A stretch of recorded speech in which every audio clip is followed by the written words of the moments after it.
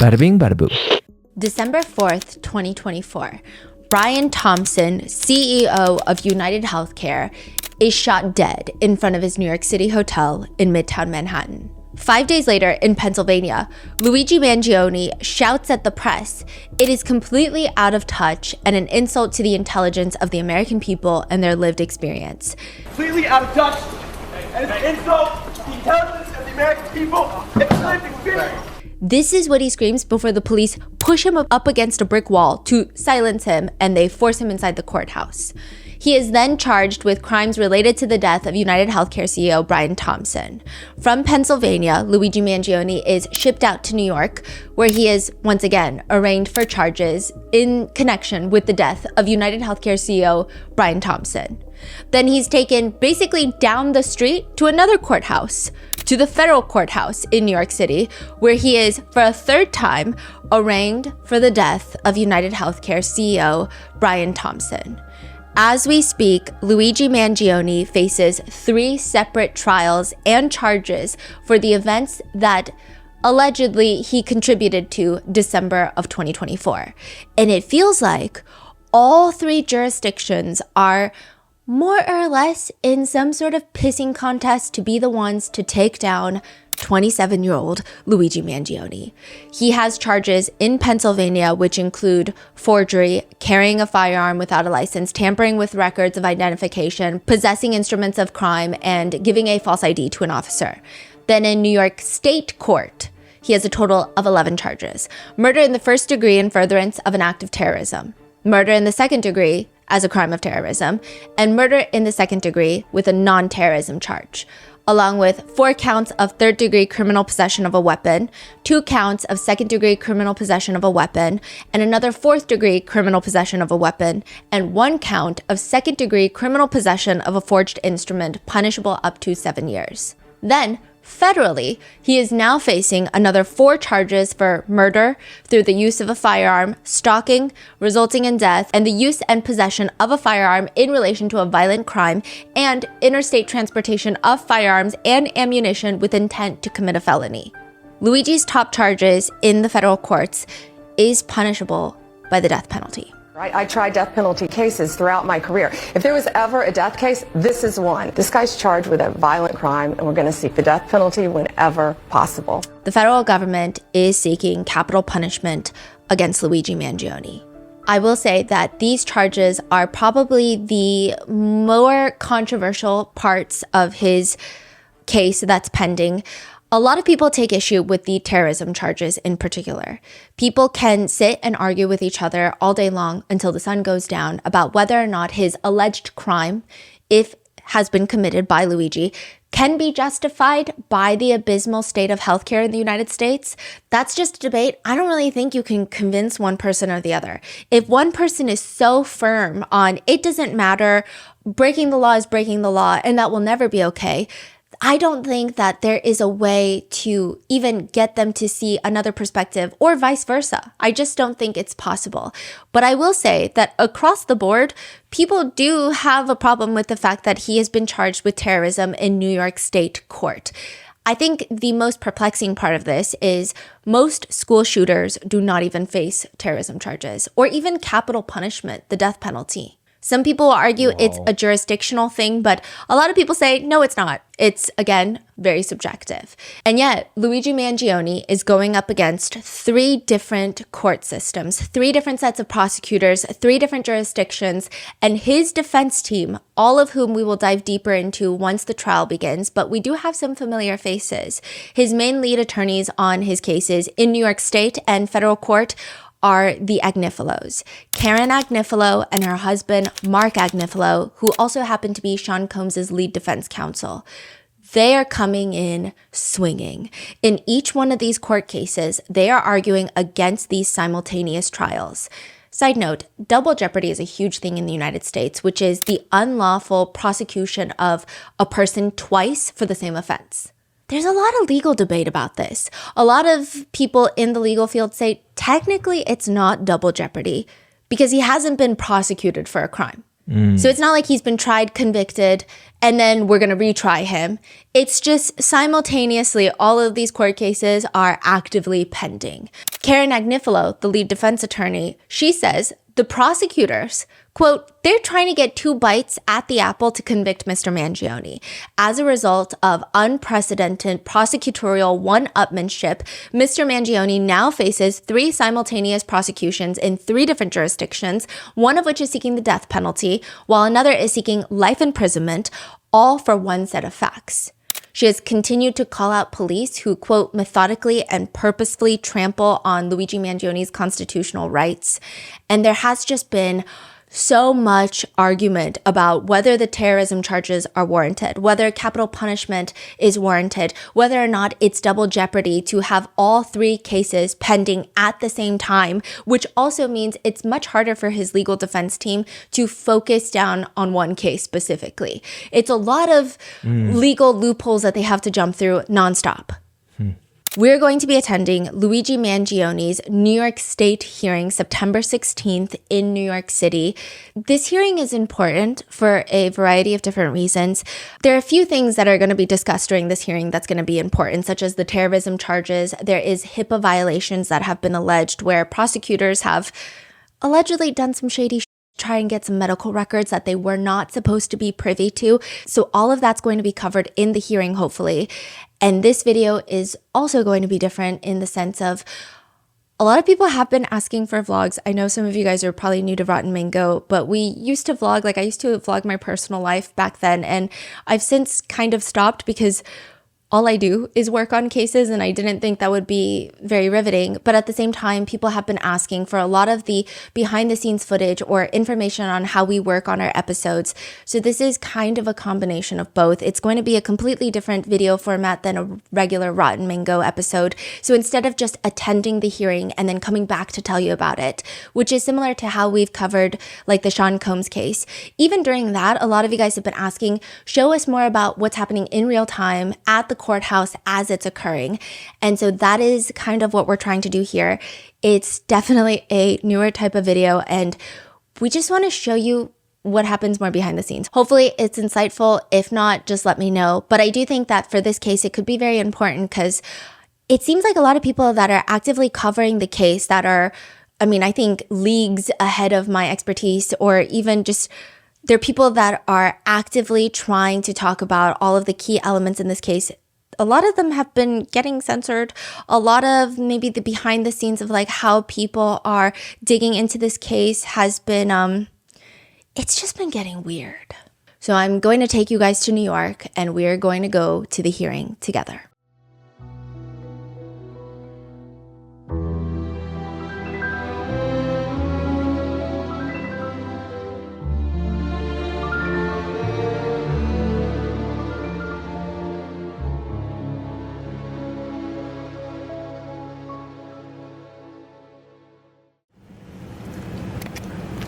Does anyone have the press passes?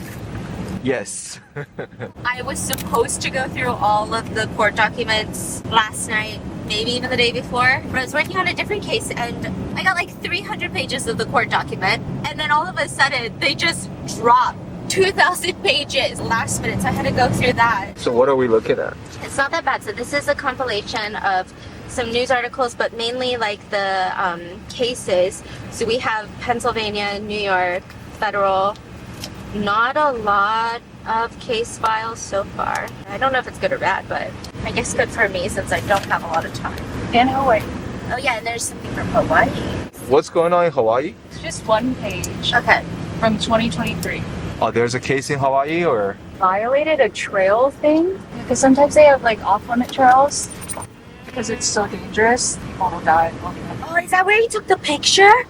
It's possible. The photo looks like it's like From one of those Yeah, trails. yeah. I saw people going on TikTok and going to that exact spot to take the photo where Luigi took the photo. Yes. It's they say it like the Luigi pilgrimage. Yes. Yeah. Oh, he got in trouble for that. I don't know if it's that exact height, but Oh. Hey, did we email Thomas Dickey? yeah. You can look on this table, and here's all the evidence I have right here, guys. Zoom in. I suppose you want to Nothing. I've seen nothing. I have nothing. And both have nipples. Nothing yet? Nothing yet. He's a young man, and he is being treated like a human ping pong ball between two warring jurisdictions here. What did you say? There's his signature.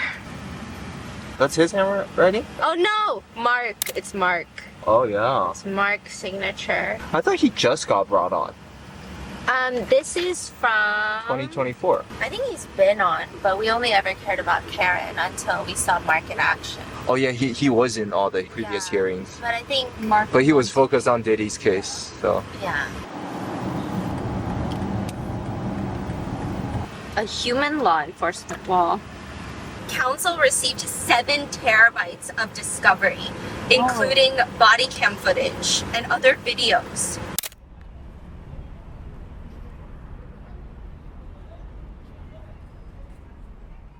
We just landed in New York, and apparently the police has stopped by, just asking like what's going on to our lines.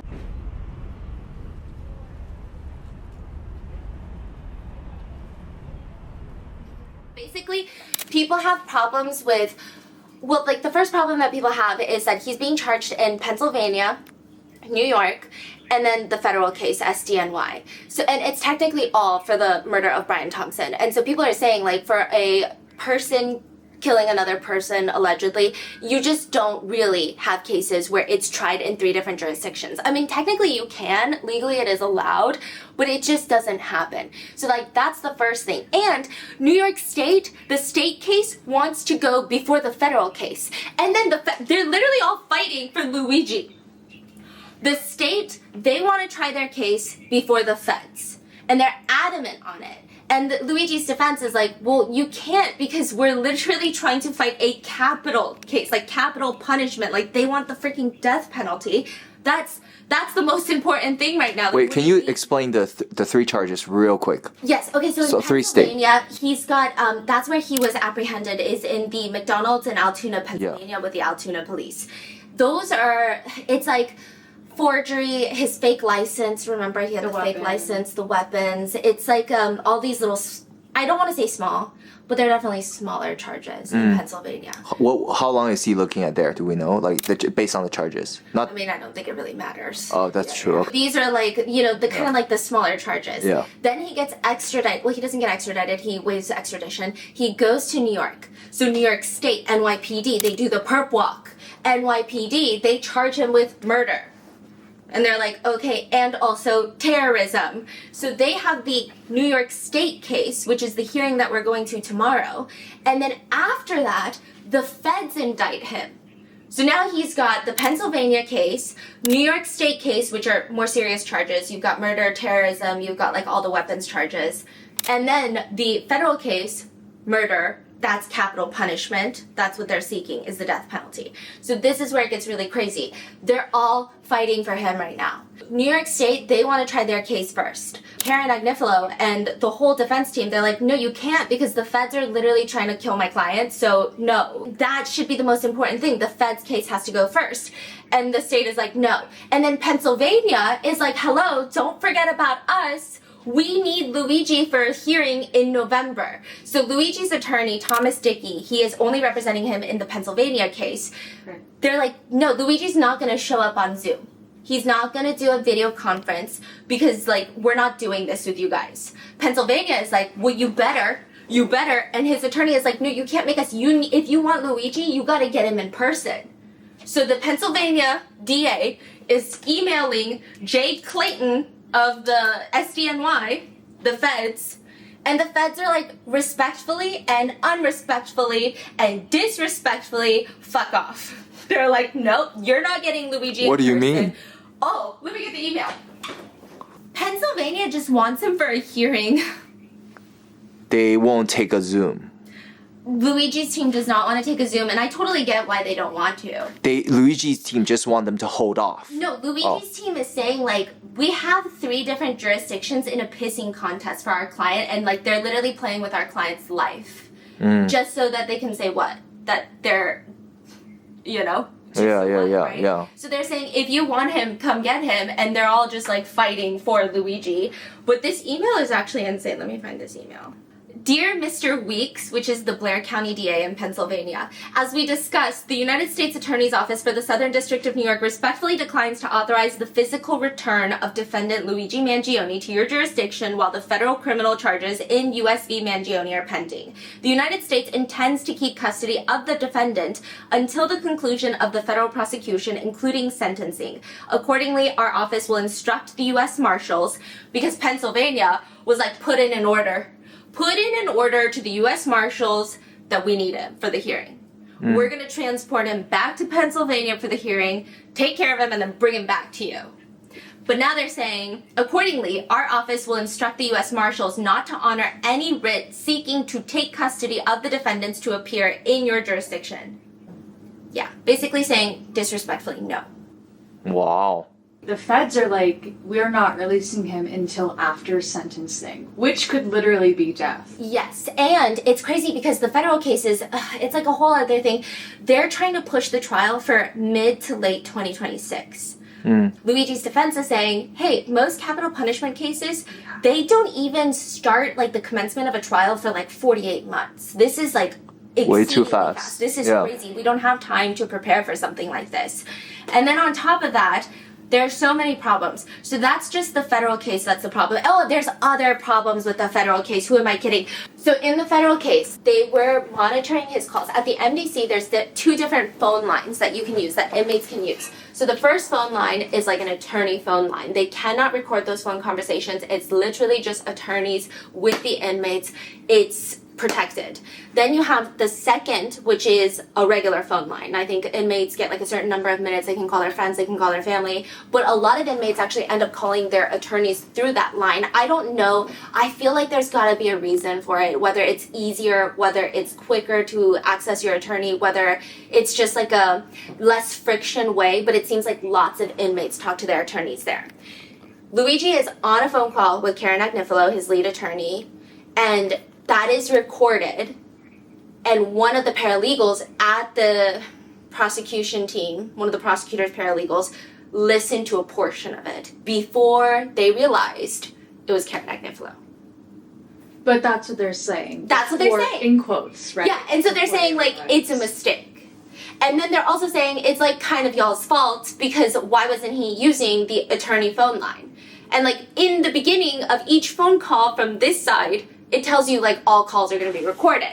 So, like, technically, it's y'all's fault. So that was, like, the whole mishap with the federal thing. Well, there's other mishaps, too, and it gets very political. It's the fact that it was, Luigi's defense team is saying this has become so political in the sense that it's not even really the justice system anymore, is kind of what they're saying in their, like, motions, is the Attorney General, Pam Bondi, who was appointed by Trump, she was the one that came out and said, we are going to seek the death penalty for Luigi Mangione. And she also did not give him any sort of presumption of innocence. Never said allegedly, never said we're going to get to the bottom of, like, why he did this, if he did this. Like, it was nothing like that. The wording was very strong.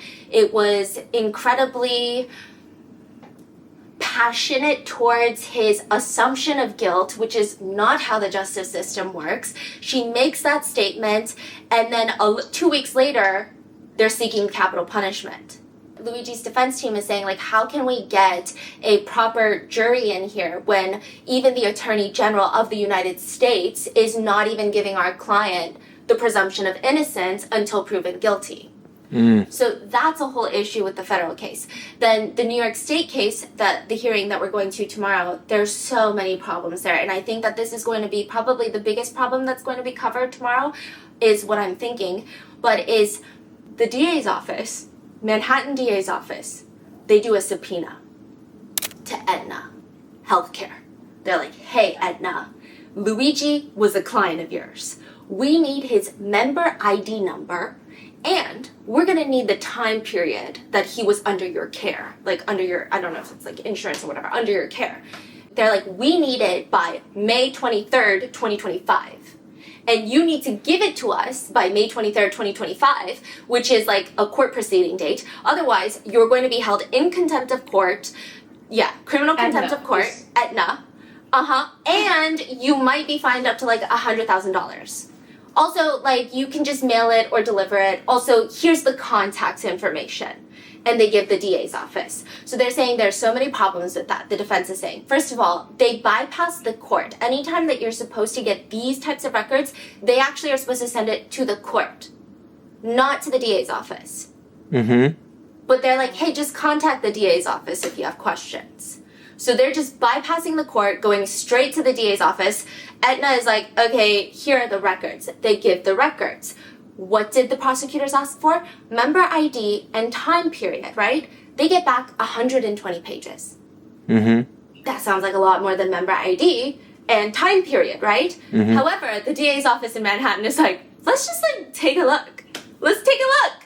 It's privileged medical documents. It's literally HIPAA violation after HIPAA violation is what the defense is arguing. This is like statements Luigi Mangione has personally made to his doctors. It's medical diagnosis, all in this 120-page document where at the very top of the first page of every freaking file, the first page of every file reads, request for protected health information. And so they're saying, why'd you guys go through that? Okay. Now the prosecutors, they realize this. They've already opened it up. One of the prosecutors has opened it up, scrolled through it, and then they're saying, oh, we just realized we're not supposed to be seeing this right now. Because, like, technically, this is HIPAA. Even if there's a criminal case pending, you cannot just, you have to get an order from the judge that's like, yeah, you can get the medical records, or you have to get consent from Luigi Mangione or whoever the defendant may be, which neither of those things has happened. So this is like, you cannot access these files. Now, the prosecution come out and they say, actually, this was Aetna's erroneously sent files. We asked member ID and the time period. They sent us privileged information. Aetna is like, no. Aetna tells CNN, no. We gave what we were asked for. That's all we're saying. They're like, that's it. That's all we're saying. We gave what we were asked for. And then the prosecutors are also saying, hey, so Aetna fucked up. And then guess who fucked up again? Luigi's defense team. Because they emailed us back the files. So, like, they resent the prosecutors the files. They were like, hey, I don't know. They're just accusing them of resending them the files. Now, Luigi's defense has now put in another response. This was in August, so like a month ago, right? And they're saying, first of all, you're so nonsensical. I mean, I will say that this letter is pretty scathing. They're like, you guys are so nonsensical.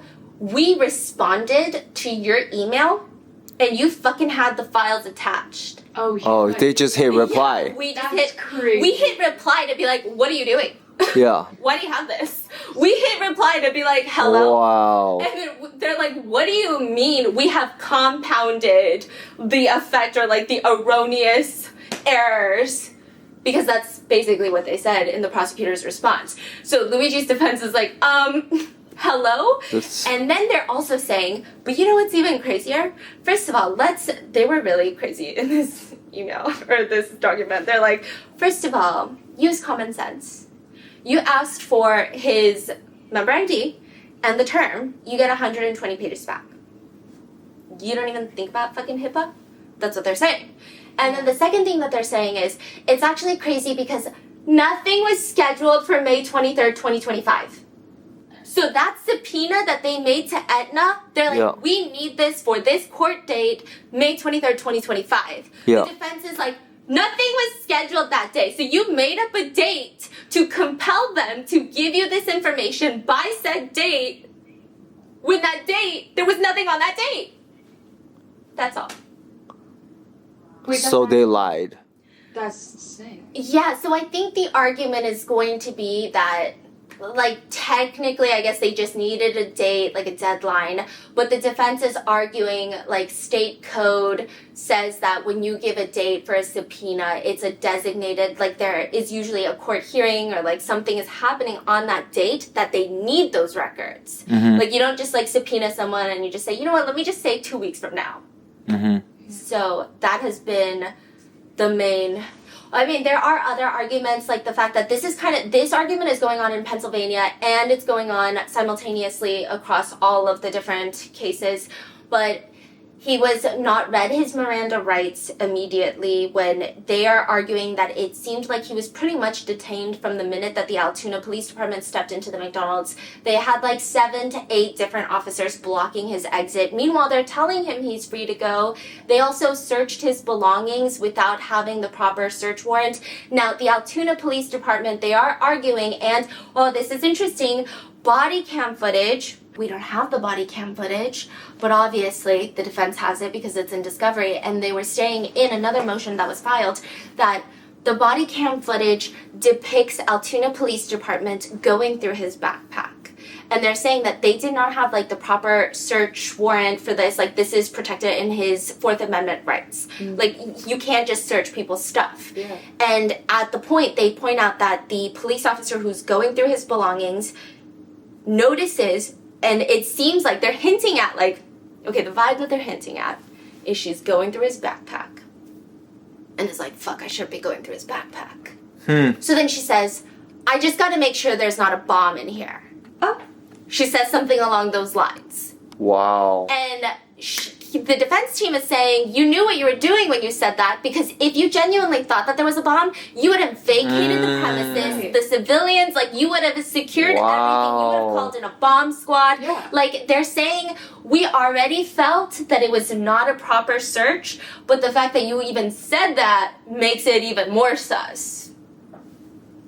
Okay, that's, like, obviously not the legal way of saying it, but I'm just, like, informing you what's happening. And then there's problems with the terrorism charge.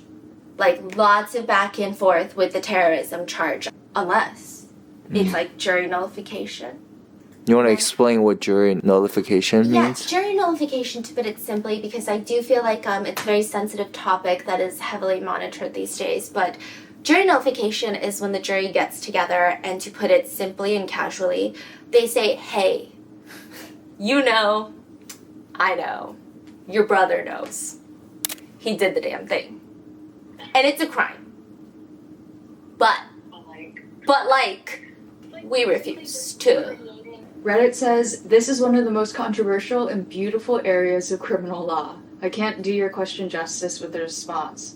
Generally, you can't talk about it. What? Oh, yeah, I think, okay, you can't talk about it, as in, I don't think it's ever included in any of the court's orders when they talk to the jury. Yes, so that's why a lot of people in New York are getting, like, jury nullification, educate yourself on jury nullification billboards without even putting Luigi's name on there, because they just want anyone in this jurisdiction to understand jury nullification and to see it as an option. Because when you get to the courtroom, they're not going to say at the very end, here are the jury instructions, here are your options. Oh, by the way, did you know about jury nullification? It's just part, probably, of the legal code. So, and then another problem is with the Fed case, since we're talking about jury nullification, is that Pam Bondi, the Attorney General, was appointed by Trump. Jay Clayton, the attorney for the SCNY, he was also elected by Trump, if I'm not mistaken. So it just seems like there's a lot of political connections. And then if you know anything about the Agnifilo family, they're very politically active as well, to be obviously on the very opposite side of Trump. Karen Agnifilo does segments on Midas Touch. It's a network, a political network, very famously opposing Trump. So there's lots of, like, there's so many layers of stuff going on in this one. But there is, I gotta find the part with the body cam. Oh, okay, and then also, the terrorism charges. The way that the prosecutors are saying it's terrorism, the defense is saying strange. They're saying that one of the basis of the terrorism charge is the prosecutors are arguing that it happened in the middle of Manhattan, Midtown Manhattan. If you look from the CCTV footage, there's a woman merely a few feet away from where Brian Thompson was standing. And so it's grave risk to the human population, essentially. But what the defense is saying, then any murder that happens on any street of Manhattan should be a terrorism charge. Yeah. But it's not, so why this one? And they're also saying that for the Brian Thompson case, because they're saying that Brian Thompson, having him be killed in broad daylight is to incite violence for his own, like, ideological views and to try to get society and an industry to behave in a certain way through the threats of violence, which is terrorism. Karen Agnifilo is just saying, like, When did he ever say that? So first of all, that manifesto that everyone's calling a manifesto, Luigi's defense team is saying the police are the ones that called it a manifesto. It's not titled manifesto. Luigi didn't say, this is my manifesto. And like technically there is a definition for manifesto and it might fit that like Webster's definition for it. But she's saying when he was arrested, he was not inciting violence. By you guys releasing his manifesto, it instilled fear in people. Like, you guys are the one technically making people have big emotional reactions. You guys should be charged. Yeah, like, more or less, that's what she's saying, right? Okay, so there was a journalist who released it personally, right? On a Substack, I think it was a Substack. And it was... Ken Klippenstein? Yeah, Ken. But it was unconfirmed. And so a lot of people were saying, well, we don't really know if these are his writings, and it was just kind of up in the air. The police are like, yeah, it's his writings. Here's his manifesto. We're going to count beans at a bean conference, like all of that jazz. And so Karen Agnifilo is saying, like, you guys are the one that are publicly releasing these things, and you guys are the one causing the greater society to have a reaction. It's not my client that's doing it. It's you guys that are doing it. Yeah. And also, she's saying you shouldn't have even been searching his backpack. So this is the backpack part, which I thought was very interesting. Oh, there's another very interesting part. I don't know it's Karen writing these. Listen, not to compare, but we were reading so many different court documents and letters from attorneys for the Sean Combs case. And every time they would write a letter, it was just like, what? That's a crazy letter. These, like, it's so... Well written? Not even just well written, like, the amount of passion that they have. Like, the way that they're coming out swinging at the prosecutors is very intense. Really? The, Jay Clayton was recused from Luigi Mangione's case. Why was he recused again? He is the attorney general, or he's the U.S. attorney for SDNY. Yeah. Do you remember for Sean Combs... It was all of the women's names for the prosecution, and then always at the bottom, Jay Clayton. Like, Jay Clayton. Yeah. It's like, where is he? Wait, what? Where is this man? Never saw him a day in that courtroom. Yeah. Because they always have to sign with, like, the DA of the area, or, like, the U.S. attorney of that area. Oh. And it's like, all the ones doing... Like Comey. Maureen Comey, who is now suing. Yeah, she's suing because she... Okay, You want to give people some updates? Yes, an update that I was genuinely perplexed about. Maureen Comey was let go from the SDNY, and you guys know that... Okay, Maureen Comey was, like, the lead prosecutor for the Sean Combs case, for SDNY, for the Fed case. And she was... Listen... Like, her dad is James Comey, former FBI director, notorious enemy of Trump. I will say, I don't care what you say about her dad. Maureen Comey, seeing her in action, like, there was nothing like it. She is so intelligent. She is so quick on her feet. I know people are, like, dogging on her online because Sean Combs did not get the sentencing or the verdict that people wanted, or mainly the verdict that people wanted. But she is just... I don't know, she's whip smart, she's so intelligent, and she was let go from SDNY. And apparently, according to her lawsuit, they didn't give her a reason. She said Jay Clayton did not give her a reason and basically told her, it's from Washington. It's out of my hands. What? And so she's suing them for back pay, legal fees, and she said, I want my fucking job back too. But now Jay is gone. Well, no, just recused from the case. Yeah, Got he's recused from the Luigi case. Wow. Is there a reason why he's recused? Right. Oh, is it because of the... I think it's the phone calls. Really? That's it? If I'm not mistaken. No. Oh, hold on. I think it's because we read so many court documents for all these cases. And I am by no means... I know nothing about law. But just reading, as like someone who's reading court documents for these cases, just when certain people just know how to write one, they just This is about the terrorism charge, and Karen Agnifilo is arguing that he's not inciting violence, he's not trying to change an industry. In fact, Mr. Mangione never stated anything publicly, released anything publicly, or expressed anything online to suggest that this was his intention. Law enforcement, prosecutors, and the mayor of New York City are solely responsible for the very fear they are now attempting to attribute to Mr. Mangione. This is talking about how they're trying to attribute the NFL headquarters incident to Luigi. Mr. Mangione is no more responsible for the actions of Mr. Tamura or any other alleged killer whose actions followed his arrest than the president is responsible for the alleged mishandling of classified documents by those who served with him, before him, or after him. Oh my gosh. Wait, and the Agnifilo's daughter is a paralegal as well. So it could be her writing this as well. Could be. So there is more about the terrorism charges. Okay, so the defense is just saying that the government, for the terrorism charges, they have to say these are the elements that require for it to be terrorism, right? Yeah. And so the first one was the aggravating factors are substantial planning and premeditation. Because they're saying that he stalked Brian Thompson for weeks and months leading up to the murder. But I feel like that could apply to a lot of different cases, but what do I know? And then also grave risk of death to additional persons because there was a woman nearby. It was in the middle of Manhattan. And That's a weird one. Yeah, Okay. and then 3 non-statutory aggravating factors, such as victim impact, selection of site for an act of violence. The prosecutors were citing the fact that he wanted to kill Brian Thompson allegedly at a bean counting conference, right?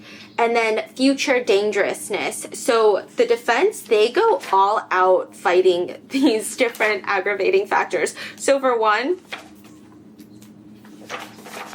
they're saying that him attempting to evade law enforcement and flee New York City with his ghost gun is future dangerousness. And they say, what relevance does that have to proving future dangerousness? Does the government contend that any alleged murderer who flees the scene of the crime with the alleged murder weapon presents a future danger that it warrants the imposition of the death penalty? If not, what facts make Mr. Mangione's alleged flight unique, such that he presents a future danger so great that he deserves the death penalty? Then the defense just goes in on the Attorney General, Pam Bondi.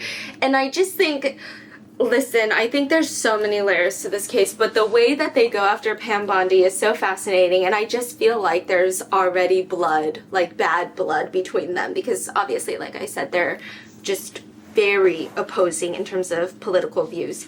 But they even put in Pam Bondi's Instagram post, because she made an Instagram post calling for the death penalty for Luigi Mangione.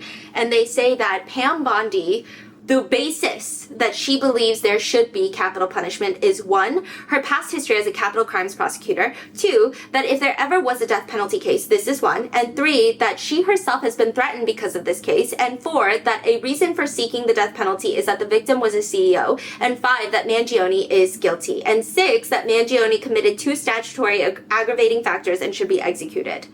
They say the stakes could not be higher. The United States government intends to kill Mr. Mangione as a political stunt. The Attorney General compounded this prejudice by appearing on television on Sunday, April 6, 2025, and stating that she has received death threats for seeking the death penalty. Right? I tried death penalty cases throughout my career. If there was ever a death case, this is one.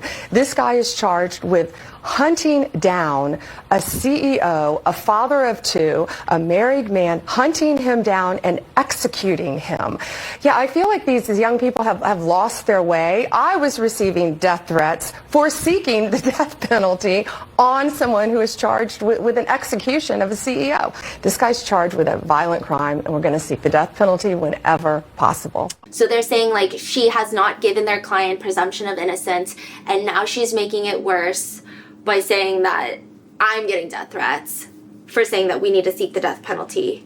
And then as for Pam Bondi saying that the victim was a CEO and that is one of the factors of why there should be capital punishment, the filing reads, the Attorney General stated during her television appearance that a reason she ordered the death penalty sentence was because the alleged victim was a CEO. Counsel is aware of no provision in the death penalty statute or in the Department of Justice's death penalty protocol that allows for consideration of the social, economic, or professional status of an alleged homicide victim in determining whether to seek the death penalty. The drama, right? The prosecutors are arguing this is like the whole thing with the backpack search, the Fourth Amendment rights at the McDonald's, which I do feel like Fourth Amendment rights are just like the first rights that every single attorney has to argue in any sort of criminal case, which is like, you weren't supposed to search any of my belongings. Now, the number one problem is the prosecutors are saying that when the Altoona police arrived, they already had his fake ID. So he had already given his fake ID. So at that point, technically, like, they're allowed to search his stuff, right? But this is the defense. The fact that they believed that Mr. Mangione was the person wanted for murder does not change the analysis, nor provide the necessary exigency to overcome this fatal police error. First, the shooting happened 5 days earlier, and the police had no reason to believe that the alleged shooter was still armed. Second, even if the police had reason to believe he may be armed, any exigency disappeared after Patrolman Detweiler frisked Mr. Mangione for weapons, moved the bag 6 feet away, and had armed officers strategically placed between Mr. Mangione and the backpack. The exigency was certainly removed once Mr. Mangione was handcuffed and surrounded by officers, which they continue on the next page. They say, while Patrolman Wasser claimed that she was searching the backpack to make sure there was no bomb inside, this excuse did not reflect any legitimate exigency. First, nothing about the alleged shooting in New York or law enforcement's interactions with Mr. Mangione in the McDonald's provided a reasonable basis to believe that there was a bomb in the backpack. Second, the patrolwoman did not make this claim until after she had already been searching through the backpack and after she recovered a loaded magazine. Tellingly, she stopped searching the backpack at the McDonald's once she recovered the loaded magazine. If one were legitimately concerned about a bomb, one would have either continued searching right then and there or cleared the McDonald's and have called in and waited for the bomb squad to arrive before searching the bag, neither of which occurred. Certainly, one would not have continued searching the bag in a McDonald's filled with officers, employees, and customers, or put the bag in their car to transport the potential bomb to the precinct. They're going off. I don't know if any of it's gonna work, but they're saying it all. This is not the first time a prosecutor's office has tried to fit the square peg of murder into the round hole of terrorism. Oh. Yeah. Damn. Oh, this is also interesting, though. The people's stated reason for not turning over discovery and for at some unknown future time seeking a protective order is that Mr. Mangione is somehow responsible for, quote, harassment, backlash, and death threats to certain people. So they're saying there's no evidence of that, but on December 9th, 2024, when he was arrested, among the first words out of Mr. Mangione's mouth was an apology and a concern for the very McDonald's employee who they are saying now is receiving threats. Quoting from their notice, quote, I apologize for the inconvenience of the day, followed by, they aren't going to put the cashier from McDonald's information out there, are they? It wouldn't be good for her. A lot of people will be upset I was arrested. Wow. This is the very opposite of someone who is seeking to terrorize anyone or wishing harm or violence to anyone, is what they're saying. Also, like, there was a whole thing because they found notes in his socks. What exactly happened there? Yeah, the defense, they put notes in the socks. Well, like, there was notes in his socks. Who put it in there? The note was written by the Free Luigi Reddit thread. But we don't know who put it in the socks. How did it get into his socks? I don't know, but it was like a heart-shaped pink letter, and it was like a letter of support. I have no idea how it got in their sock. And when was it in his sock? When he was arrested? No, like when he had to change for a court hearing. Someone slipped it into his sock. Yeah, or like it could have been like an honest mistake. It's... So this is the part where she's saying, like, the journal that they're calling his manifesto, we have never been provided copies. They had actors playing Luigi on television. It doesn't sound anything like him anyway. So they're talking about the HBO thing. This week on HBO, in a documentary, I see the chief of detectives and the New York City mayor, full hair and makeup done, sitting down and giving an interview for television and talking about the evidence in Luigi's case, talking about police paperwork that we don't have, talking about forensics that we have not yet received. I guess we have now today, but I didn't when I was sitting there learning about the case, hearing an actor play Luigi reading from a journal that they say is Luigi's, and we have yet to receive it from the prosecution. Yeah, because the New York City mayor and NYPD, they sat down with HBO, and she was like, Eric Adams be going through hair and makeup. Oh. Yeah. Yes, I've seen that. Yeah. This guy showed up last time. Yes. They say he's a conservative activist, so is this just like the calm before the storm? Because everyone on our team that's there right now at the courthouse at T-minus like 12 hours, they're saying it's fine, it's chill.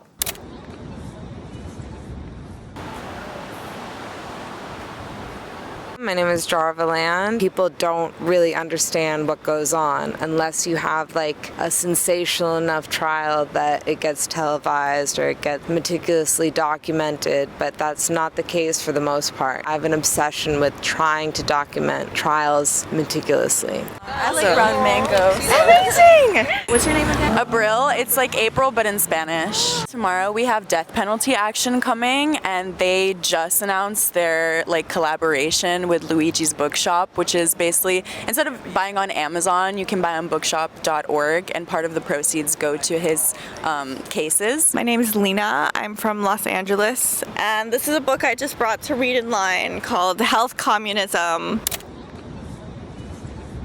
Shooting death of United Healthcare CEO Brian Thompson. Alice Gaynor covers court. She'll be at tomorrow's hearing. Alice, what are you hearing about what we can expect? So there's a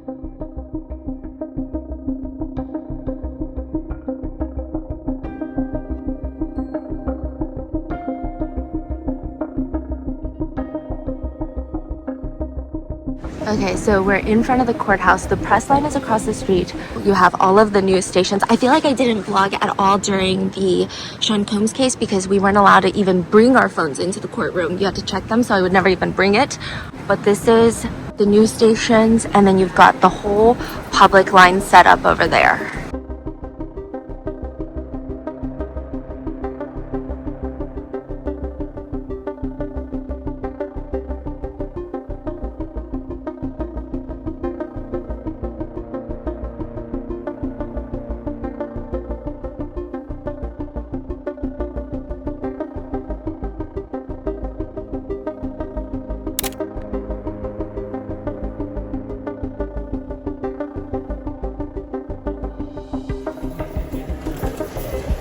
Luigi, how you feeling? Luigi, how you doing, sir? Good?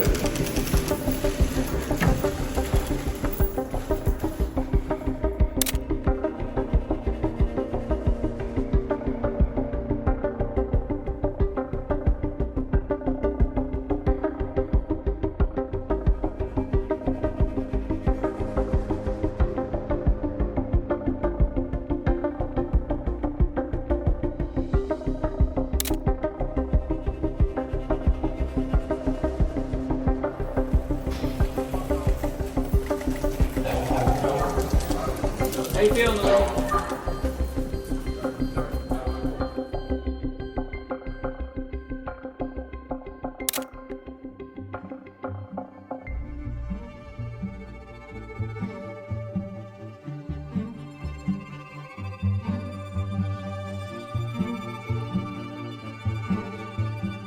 That almost every single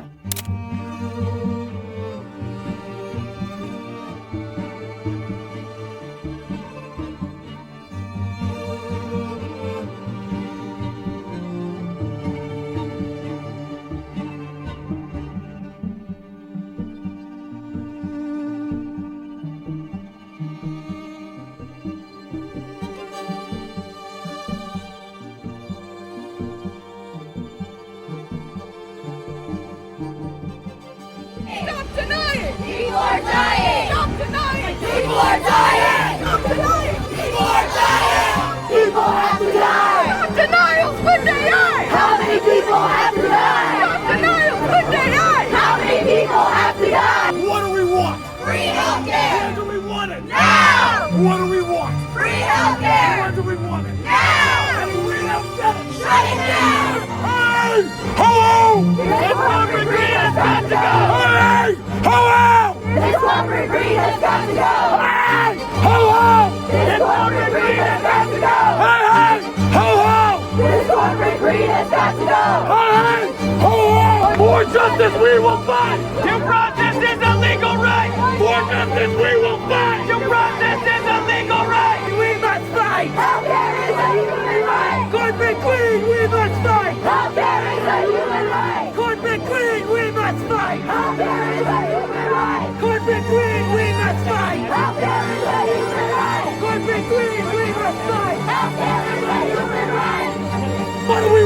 Free Luigi! When do we want it? Now! What do we want? Free Luigi! When do we want it? Now! What do we want? Free Luigi! When do we want it? Now! What do we want? Free Luigi! When do we want it? Now! Oh, united! We'll never be defeated! The people! United! We'll never be defeated! The people!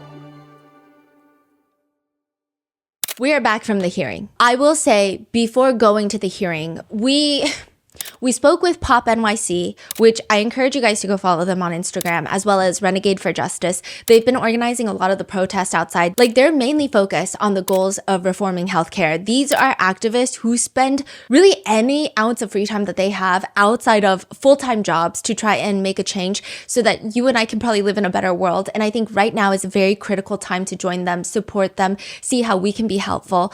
But before even going to the hearing, we spoke with a lot of different people from lots of different organizations who were involved in trying to spread messages and organizing protests. And there have been lots of conversations because it doesn't really take a very astute person to realize that mainstream media coverage on this case has been very interesting. And I thought maybe I live in a bubble. Because I don't know if I'm just chronically online and I'm just always on TikTok and I'm like, well, I've seen good coverage about this case. I mean, more often than not, mainstream media has bizarre coverage about the case, or they're maybe focused on the wrong things, but I have seen lots of coverage on the case. I did not realize how hostile it was going to be until we got to the hearing. And I don't even think when I got out of the hearing, I could even process the thoughts correctly. So I'm just going to describe to you some of the parts that I've noticed that really stuck out to me. The press line and the public line outside of the courthouse. Unlike previous trial that we've been to, it was divided already into two separate lines. And you could immediately tell that it was two separate lines. I mean, lots of people on the public side were dressed in organized t-shirts. Like, it seemed like everybody was on the same page. It was really well organized. On the press side, everybody was dressed more like members of the press would normally dress. And for the hearing, they allowed a good chunk of the press in.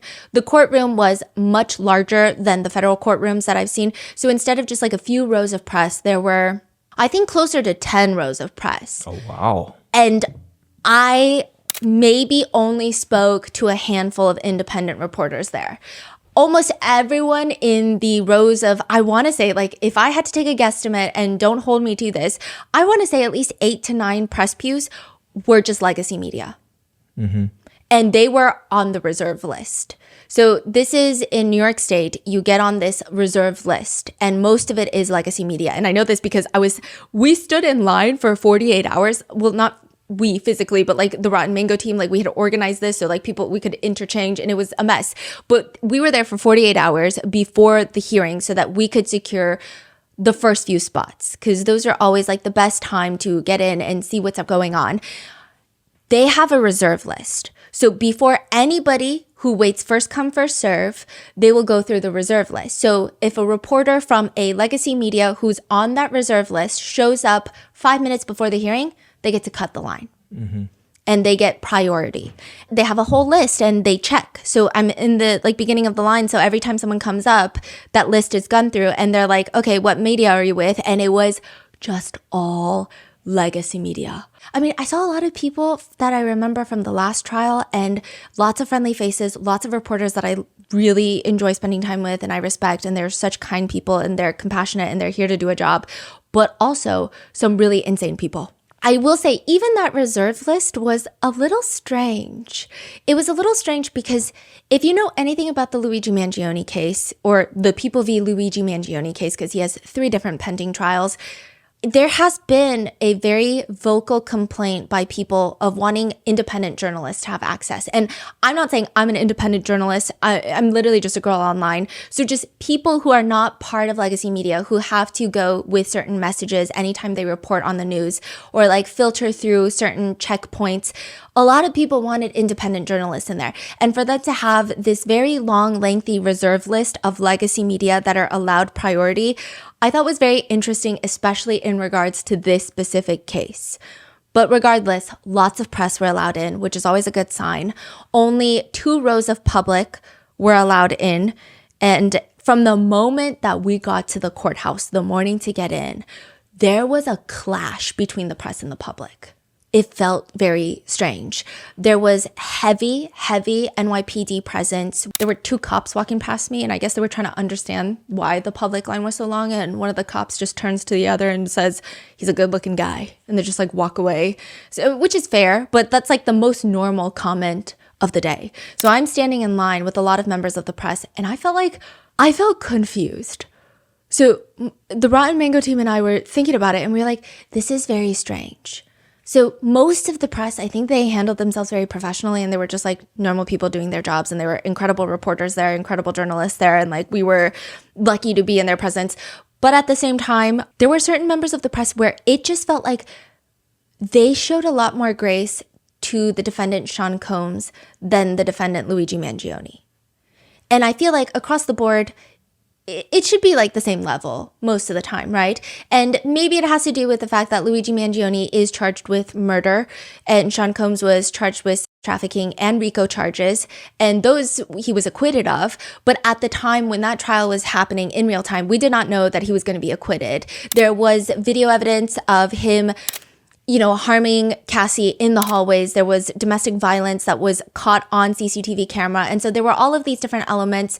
Just as the Mangione case, there's all these different elements. But it was interesting to see how people showed a lot more grace and benefit of the doubt and presumption of innocence for Sean Combs than they did for Luigi Mangione, which I thought was interesting because there's actually a lot more hard, concrete evidence against Sean Combs at the time. I mean, that CCTV video was everywhere of him committing a violent act with his face in full view, whereas, the Luigi Mangione CCTV outside the Hilton Hotel, some people argue, you can't really see his face. So that will all be discussed in the trial. That's what people are saying. So I thought it was very interesting that they showed a lot more grace to Sean Combs, and then when they get here for the Luigi case, there was just a lot of crazy words, a lot of crazy comments just like being thrown about, which was fascinating. I think one interesting thought that I had was we were talking to organizers of the protest before we even got to the hearing. The way that they are so committed to trying to change different policies in the United States to make sure that everyone has access to healthcare and quite literally just like save people's lives. That's all they talk about. That's their message. I don't know how they even stay so resilient amongst everything that's going on. But then the way that they get there and all the mainstream media reporters are like, hey, get the girl that says she's dating AI Luigi. And we're just going to put her on every platform. I will say some media have been better at reporting about the protests and how people don't want capital punishment, how people want to reform healthcare. But the way like the influx of media was like, these people waited 30 hours to see Luigi Mangione. Aren't they crazy? And I was just thinking, it's also crazy because a lot of members of the press wait over 24 hours to get into high profile cases. Yeah. So how are we different? It just felt weird to say they're fangirls, but we're doing our job.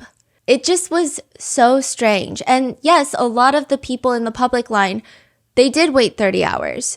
And some of them had t-shirts that had Luigi's face on them, or they had Luigi's Pizzeria t-shirts. And like, while I do think it's kind of, I don't know, some people might say inappropriate, I just thought that it was more in tune with maybe a younger person's, like it just felt very Gen Z humor. A lot of the reporters were just not running with it. They were actively, out loud, vocally making fun of the people in public. And then they would walk over and try to interview the people in public line. And then they would walk back and say, I don't know why they don't want to talk to me. And I'm like, I could probably list you like 5 reasons just in the past 2 minutes of things you've said. Like it was very confusing. And I also thought it just felt very hypocritical. And I was kind of shocked by this. Once we got to the second line, so that's like the main line outside the courthouse, then we get funneled in. We had to wait in the very cramped hallway. So one side was reserved for the press. Everybody's like cramped to one side. And then the other side is the very short line for public access. They let in even fewer people from the public side. And I was just standing there and I'm just like, I'm kind of eavesdropping and I hear the Agnifilos, the Luigi's defense team, they walk in. the elevator's kind of in front of us. We can't really see them. They walk into the courtroom, and then we're going to be led into the courtroom later. So it's going to be the prosecutors walk in, the defense team walk in, press walk in, public walk in, and then Luigi will be escorted in once the hallways are completely cleared of everyone except for the press pit. The press pit is where there's like a little rope barricade, and the press cameras are set up. Everybody's live streaming. Like, those are all the shots that you saw. And we actually had someone from the Rotten Mango team in the press pit who also took a video, but those are the press pits. Everyone that's not in there gets cleared out of the hallway. Luigi Mangione gets walked into the courtroom, and then the judge comes in. So that's kind of the order of things. The defense team, they walk out of the elevator bay, and now they're in the hallway, walking towards the courtroom, away from us. I mean, you're just waiting in the hallway for like an hour trying to get into the courtroom. Of course, when the defense team walks in, you want to get a good look. And these are high-profile defense attorneys. These are people that have been in the public eye. I think it's interesting to even watch them in their element. They're very captivating to watch. And so I'm kind of like looking, and I hear a reporter from Legacy Media look over at the girls in public, and it was like predominantly, I think it was all girls. And she goes, look at them. Look at them craning their necks to get a view. And I was like, I mean, I'm also craning my neck to get a view. Like, that seems like a very normal thing to do in this instance. Like, we have nothing to do right now. We're just waiting to get in the courtroom. And these are high-profile defense attorneys. Yeah, I think everyone wants to see them. Yeah. So it was just very strange. And then I overheard another discussion of people talking about, doesn't it smell like weed? I hear one reporter being like, doesn't it smell like weed? And I remember being like, do I have sinus problems? I don't smell weed. I smell weed outside the courthouse because it's the streets of New York City. You smell weed everywhere. But inside the courthouse, I smelled zero weed. And the reporter next to them goes, it reeks of weed. It like reeks of marijuana. And they were like, that could be a headline. And that could be a headline. What headline? Yeah, probably Luigi Mangione supporters wait 30 hours, reek of weed. And I'm just like, again, what is happening right now? Like, the public have been nothing but so chill. And actually, they're like here, yes, to support the defendant. And you can disagree with that all you want. Like, totally. You can absolutely objectively say that's against my morals. That's everyone's own opinion, okay? But like, it was weird. It's like, that's not what they're doing. That's not even what's happening. I'm seeing this with my own two eyes. That's not what's happening. I'm confused. I'm sniffing it with my own two nostrils. That's not what's happening at all. And then later, even when we left the courthouse, a lot of the coverage just made it seem like a lot of these people are crazy. I will say maybe mainstream media was a little bit better this time around, which is really good and maybe hopeful for the trial.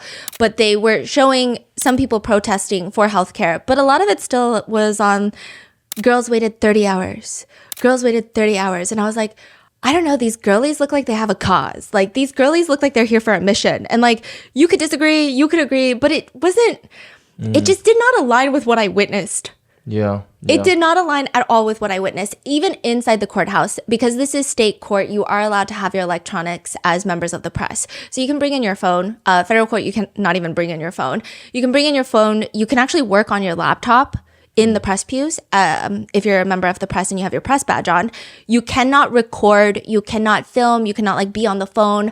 You actually can't have your phone out. Like, you can have it in your bag. You can only have your laptop out. And I think it's because the laptop, usually the camera is just towards you, right? And so that's the whole rules.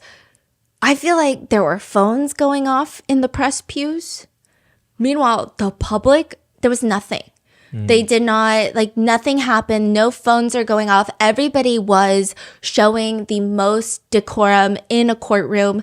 And even when the officer first walks in, before Luigi walks in, he's like, no outburst. And he's like mainly talking to the public side. And I'm like, I don't even think no one wants to have an outburst. Like, they seem like they're taking it serious than most of the press pews.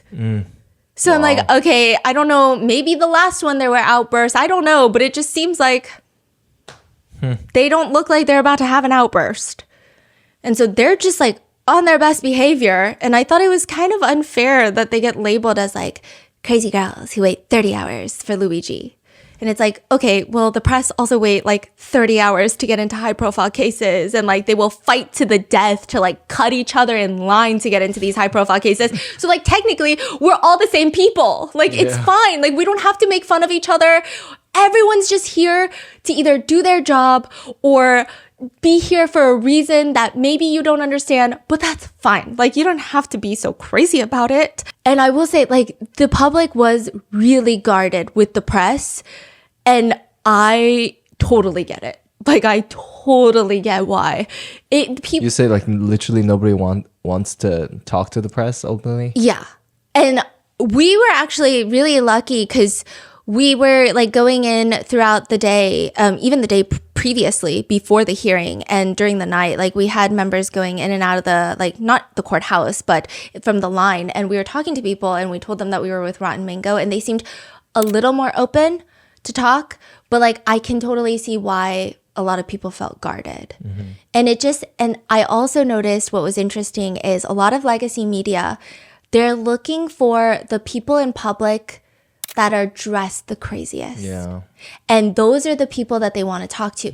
They don't want to talk to the protesters with very legitimate signs. I thought the focus of every piece was so weird. Yeah. There was another reporter who was sitting next to me who was working on his article before the hearing started. And it was just talking about how there was one person outside the courthouse. And I think they had a sign, I think I took a picture of it, that said something along the lines of, you know, protect Luigi Mangione before protecting parasites. Something to do with the word parasites. And when you have protest signs, they're supposed to be highly emotionally charged. That's kind of the purpose of it. And they were just like really focused on the word parasite in connection with the victim, Brian Thompson. So it seemed like that was their whole piece of how these protesters are calling a murder victim a parasite. And like, I do understand how that can be shocking, right? But I think it's like if you were to look at a giant puzzle and then just only focus on one piece. When it's like, I do think that maybe that one piece is not a great piece. We don't know, right? It's really subjective. But when you look at the whole puzzle, there's like a lot more going on. But it felt like that was the sole focus. So it seemed like everybody was hyper focused on something. And it just felt very strange to witness it firsthand in real time, where I was just so confused. A lot of the protesters were also giving out these stickers. They were giving out stickers. They were giving out pamphlets. And I think the stickers are like a thing people do at protests. It's a sticker. Like, enjoy your sticker. If you don't want a sticker, it's not a big deal. But a lot of the reporters are like making a big deal about the fact that they have stickers. And I'm like, do you also know that they have pamphlets that you can also get? So it just seemed like they were focused on one thing and like hyper focused on only one thing. It got to the point where I don't even think some members of the press I could even have conversations with about this case, because it's like, I just feel like it's weird. Like, this is so passionate, of like so firmly one, when you're technically supposed to go in unbiased. You're a reporter. Yeah, like you're supposed to reporting what's going on. Yeah. Rather than having your own little. It's like, I mean, you go in there and like, yeah, I will admit there was a girl dressed up as Luigi and she was hitting the poses, okay? She had an LED backpack on. She came in early. You know, they were like, she was hitting the poses, and it's like, is that the best thing to do? I don't know, right? And it's fine to just see everything happening and then say, these are all the things that happened. But it seemed like they were very hyper-focused on one very interesting storyline that they kept going with. But regardless, we're inside of the courtroom, and it's a big courtroom. I was very nervous because lots of people had lots of things to say about this judge. And just from the transcripts I read about this judge, he seemed like a no business judge. And we were just all waiting for Luigi Mangione to be walked in. And it was like an oddly high tense moment. And the press pews, all of us were craning our necks to get a view of Luigi Mangione, right? And so everybody's craning their necks because that's what you do. And the doors would open and you actually hear his shackles before you see him. And I think that was a very interesting moment because it's like dead silent in the courtroom and you just hear his shackles. Wow. And then he turns the corner, walks into the courtroom, and I'm not really sure what I was expecting. I don't really think I was expecting anything, to be honest. I didn't really give it much thought, but I have seen, obviously, all the videos of him being escorted into courtrooms and like the footage of him in courtrooms. And this time he was dressed in like a beige sand-colored prison uniform, and he had shackles around. He had the handcuffs that were tied to his waist, and you could hear the shackles on his ankles. And when he walked in, I don't know if they just used, because we're all sitting down, I don't know if they just picked the shortest court police officers. But he was tall. He was much taller. And I know people are going to ask, and I don't think it has much to do with the defendant's looks or anything, but just because people are going to ask, I'm going to answer the questions before they're asked a million times in the comments. He was much taller than I expected. Like, very tall. To the point where I was like, I want to ask Mark Agnifilo how tall he is, because he was like, even when he was standing next to the attorneys, he was very tall. So I'm like, okay, he's much taller than I expected. But one thing was interesting was, okay, this was my very beloved researcher who was sitting next to me. And she said afterwards, if I'm going to be fully honest, she's like, I thought going into it, Luigi has almost become this persona, like this person, like this figure. And so she thought going in, there would be some element of underwhelmingness. Remember, she was like saying, you know, because you see people talking about him and you see these videos and you're like, okay, I'm going to go in, and you're just going to realize he's just another person. And like maybe it's even underwhelming because people have these big ideas and visions of what people look like in person. Like a lot of people said Sean Combs is going to look very aura. He's going to have this insane aura, like this bigger than life personality. And then he just looks kind of like an old man. He looks very intense, but still ultimately kind of like an old man. And so she thought it was going to be like that. But she said that he is very tall. He is very built. He's very buff. It seemed like he got a lot more built than his last court appearance. But he has a very strong energy to him. Like his posture is impeccable. Yeah, I think his posture is... Yes. Yeah. But it's also the way he carried himself. And it was interesting. If anything, I don't think he really looked at any of the pews. If anything, he might have, I don't think, but he might have looked at the public pews. But for the press pews, he was very reserved, did not look. He just looked ahead, went straight, sat down, and there were 3 police officers surrounding him on the back, so nobody could really even see him throughout the hearing. And this is the hearing where they dropped the terrorism charges. The judge dropped the terrorism charges in New York State. These are the charges, along with the federal prosecutors seeking capital punishment, that people had the biggest problem with. Because it's one thing to either agree or disagree with Luigi Mangione. It's another thing to feel like he's not getting fair treatment in the law. Because like I said, a lot of mass killers don't get terrorism charges. So it didn't make sense. It almost felt like people were prioritizing a corporate CEO. And so there was a lot of discourse about that. Those charges got dropped. So ultimately, the most severe case that he is facing in New York State court is second-degree murder, which is like 15 to 25 years. But he still has like all those weapons charges. And I don't know it's a big win, but he's still facing capital punishment in his federal case. Yeah, which is everything that he's fighting for, right? I think the state cases, they're very important, but that federal case is probably the most important. Yeah. And so the terrorism charges being dropped here is a big win, but I saw some people online made it seem like he's going to get off. I don't think that's the case. I think he has a very long uphill battle ahead of him, especially with the federal case. But the terrorism charges were dropped. The energy in the courtroom, because the press were allowed to have their laptops, it was like a moment of pause. And then just like everyone's typing away, like live tweeting everything. And then the public, they're stoic. They are on their best behavior.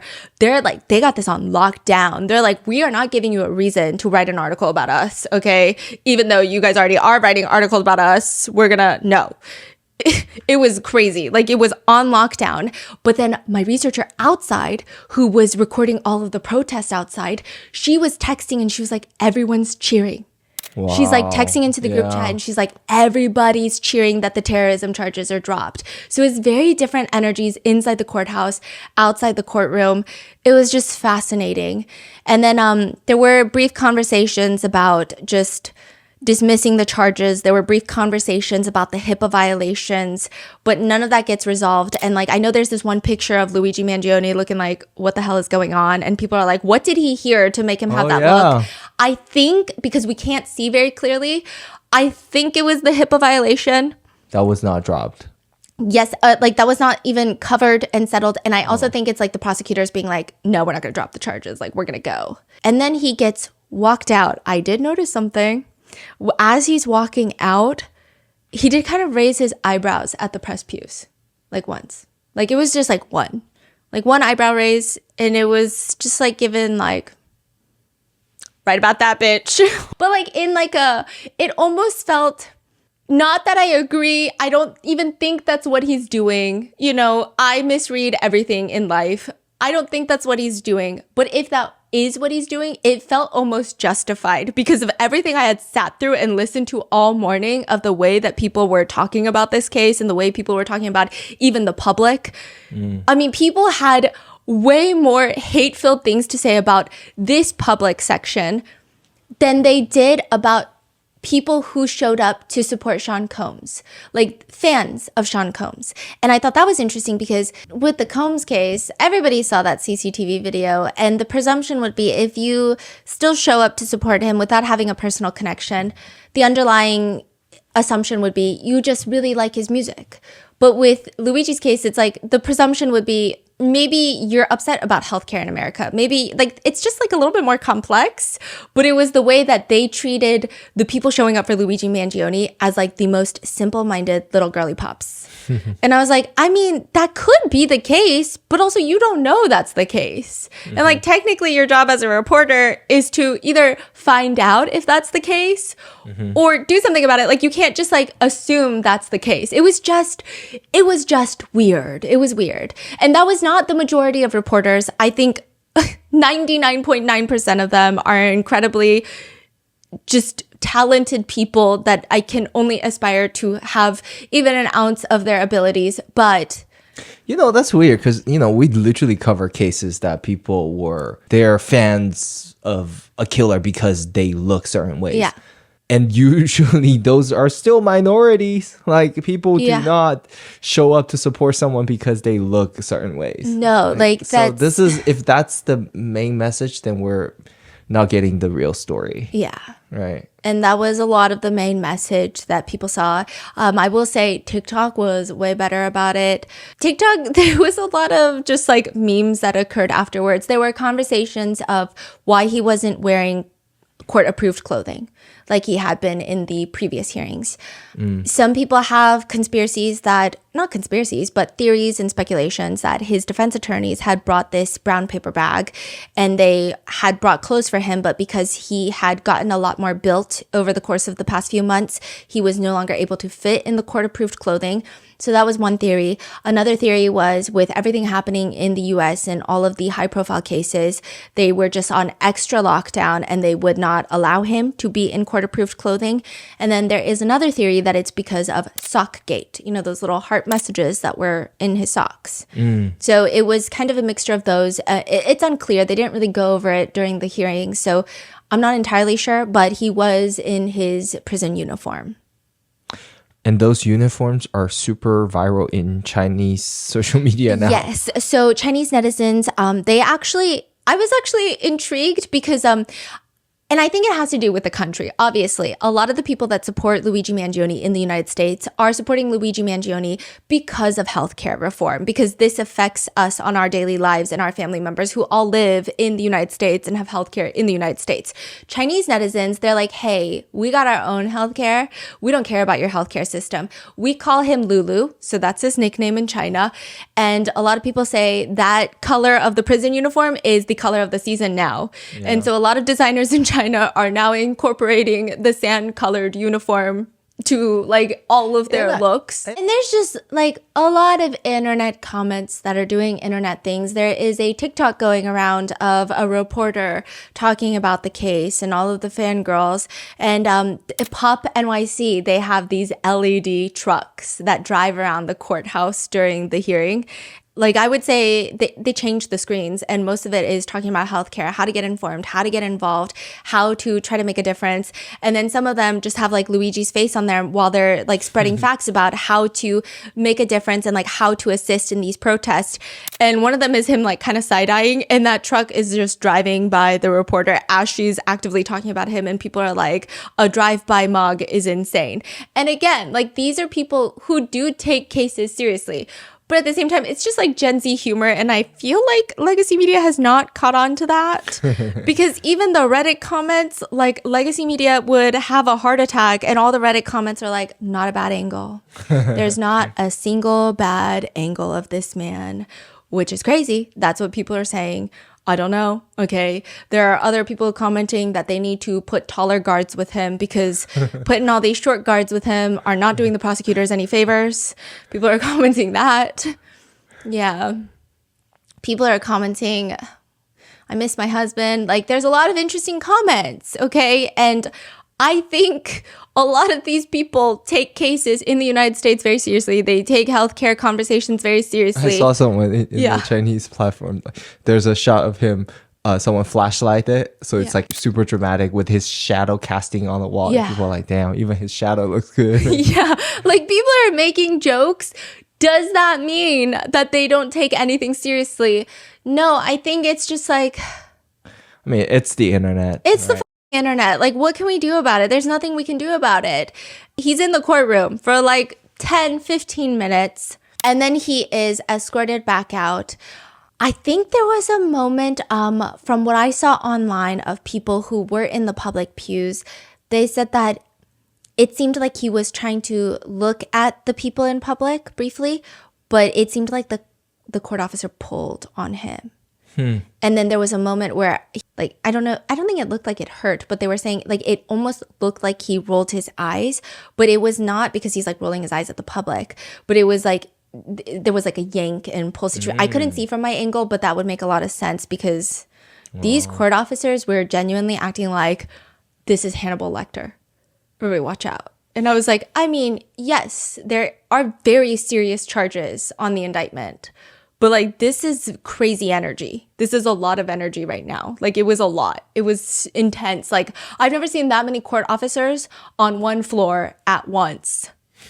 Yeah. And another thing that was very interesting was we had a team member that was in the press pit. So she is trying to take photos in the hallway. So she was taking a photo and video of Luigi walking down the hallway into the courtroom. We were in the courtroom, right? And she was saying, one thing that was so fascinating, and she's like, I don't know if it depicts in the videos. I'm sure it does. You know, she's telling us, I'm sure it does. But, you know, defense, you guys saw them walk in. And we're like, yeah. And she's like, you could barely see them. Like, I couldn't even get Karen on camera because she's walking so fast. Like, they're just like, boom, in and out. In and out. I'm like, hold on. Can you walk a little slower? And then Luigi Mangione, they're just like dragging him. Okay. So like, same thing. It's like happening so quick, so quick. And she said, I don't know what the prosecutors are doing. But when they were walking down the hallway, she said it was like, people joke about the Met Gala online. And she was like, I thought it was a joke. But they're like shaking hands with every court officer that's like guarding the hallway from Hannibal Lecter. They're just like the slowest walk. It's like slow motion football team headed onto the court field. I don't know, whatever. And she thought it was the weirdest thing ever. And she was like, I also didn't like want to get so much video of them because nobody even knows them and nobody cares.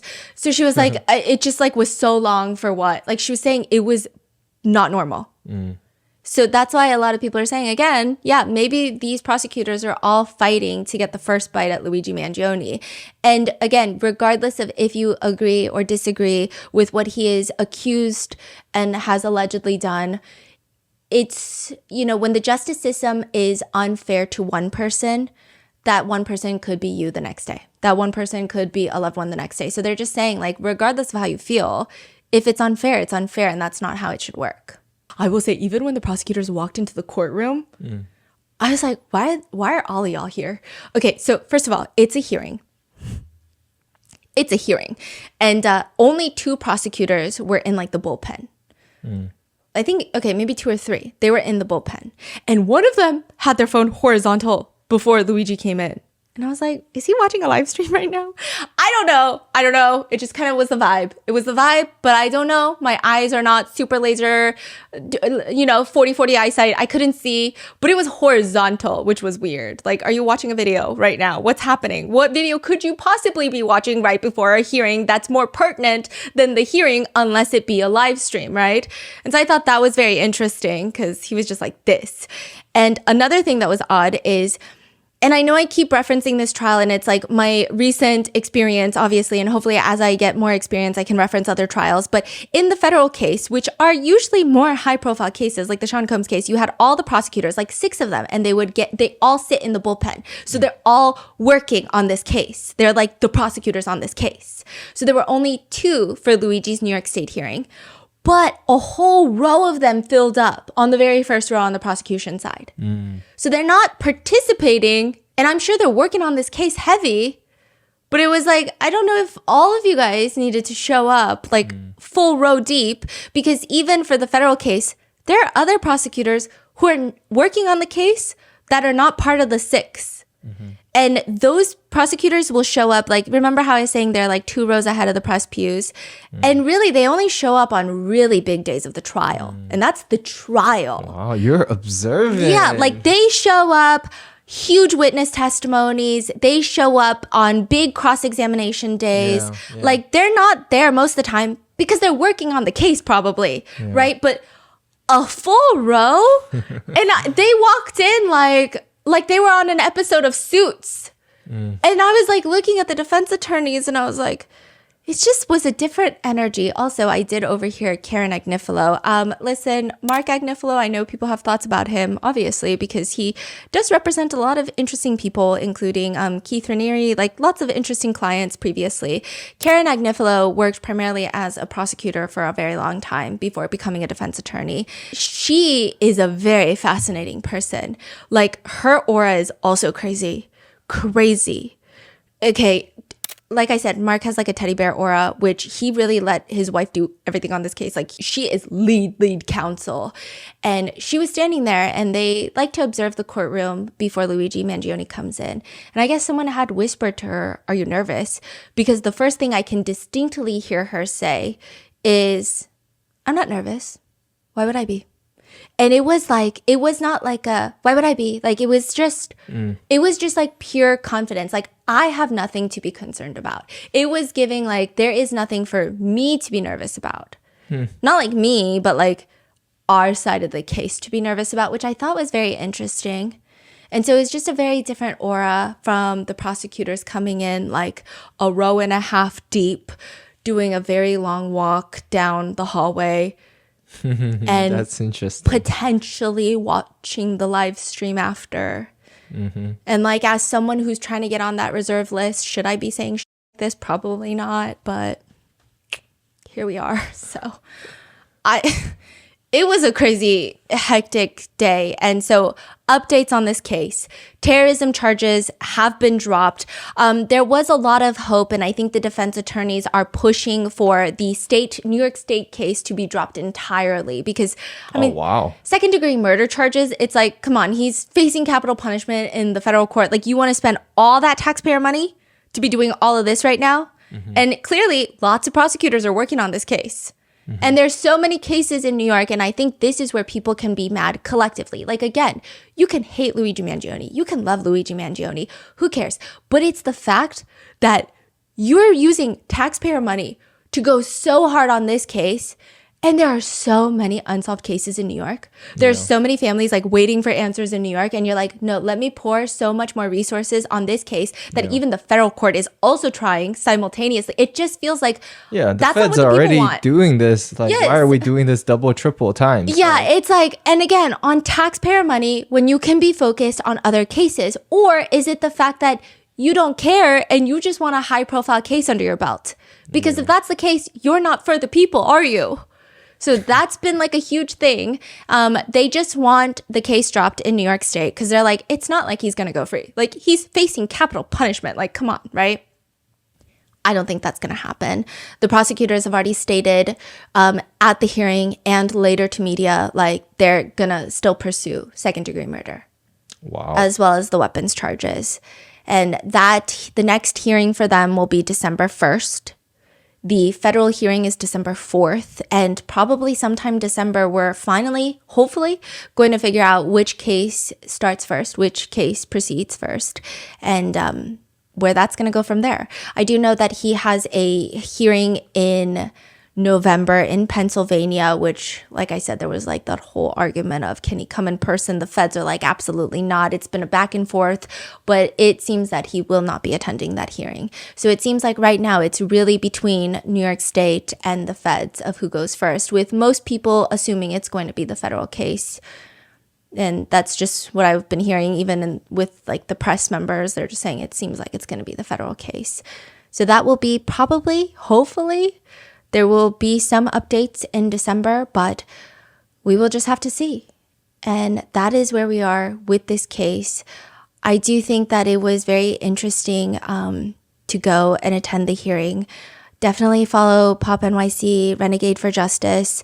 I think even as the trial proceeds, it's going to be really important to find a lot of different sources that are maybe not aligned with legacy media, just to see and make sure that you're getting thorough and fair coverage of the case. So keep an eye out for that and be safe.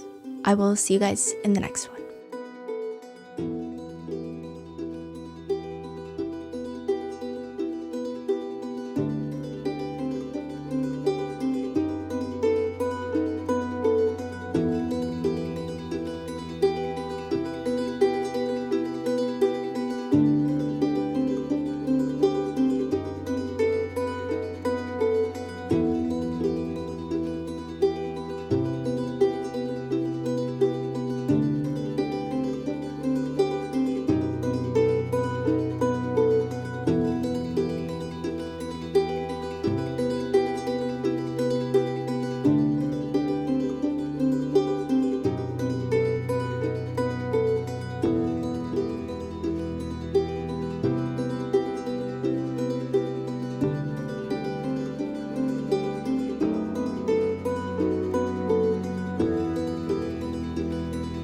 What do we want? Free Luigi! When do we want it? Now! And if we don't get it, shut it down! If we don't get it, shut it down! We don't get it! Shut it down! Right, Luigi! Right, Luigi! Right, Luigi! Right, Luigi! Right, Luigi! Right, Luigi! Right, Luigi! For justice we will fight! Due process is a legal right! For justice we will fight! Due process is a legal right! For justice we must fight! Healthcare is a human right! Corporate greed, we must fight! Healthcare is a human right! Corporate greed, we must fight! People have to die! Stop denials when they die! How many people have to die? Stop denials when they die! How many people have to die? Free Luigi! Free healthcare! Free Luigi! Free healthcare! Free Luigi! Free healthcare! One struggle, one fight! Healthcare is a human right! One struggle, one fight! Healthcare is a human right! One struggle, one fight! The people united will never be defeated! The people